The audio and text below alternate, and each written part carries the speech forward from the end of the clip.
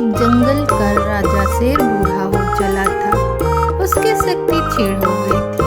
उसमें इतना बल शेष नहीं था कि जंगल में जाकर शिकार कर सके। इस स्थिति में उसके समक्ष भूखे मरने की नौबत आ गई थी। एक दिन अपनी गुफा में बैठा भूखा शेर सोचने लगा कि यदि यही स्थिति रही तो उसकी मृत्यु निकट है।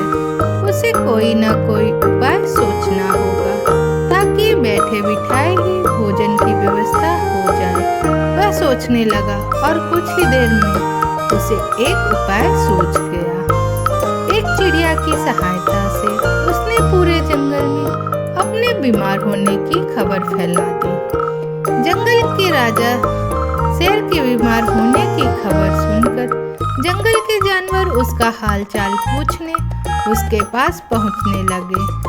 शेर इसी ताक में था। जैसे ही कोई जानवर उससे मिलने गुफा में प्रवेश करता वह उसे दबोचकर मार डालता और छककर उसका मांस खाता।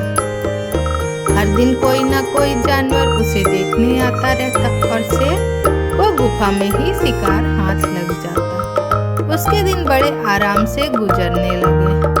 अब उसे भोजन के लिए जंगल में भटकने की आवश्यकता नहीं रह गई थी। बिना मेहनत के उसे अपनी ही गुफा में भरपेट भोजन मिलने लगा था। कुछ ही दिनों में वह अच्छा मोटा हो गया।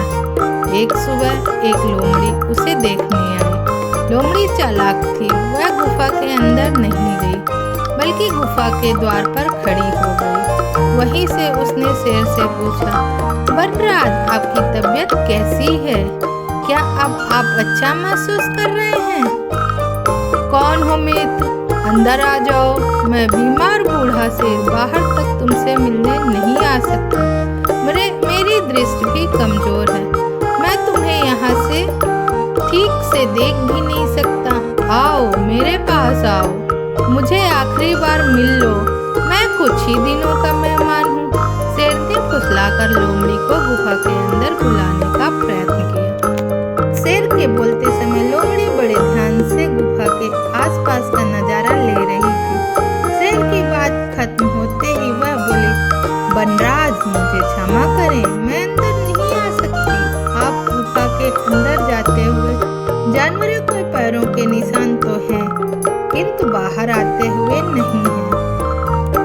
इसका अर्थ मैं समझ गई हूँ। सब कुछ जानते बूझते हुए भी यदि मैं अंदर आ गई तो उन जानवरों की तरह मारी जाऊंगी जिनके पैरों के ये निशान हैं। इसलिए मैं जा रही हूँ। लोमड़ी ने जंगल में जाकर बूढ़े शेर की करतूत सभी जानवरों को बता दी। उसके बाद कोई भी जानवर शेर से मिलने नहीं गया। इस तरह अपनी बुद्धिमानी से लोमड़ी ने न सिर्फ अपनी जान बचाई बल्कि जंगल के अन्य जानवरों को भी शेर के हाथों मरने से बचा लिया।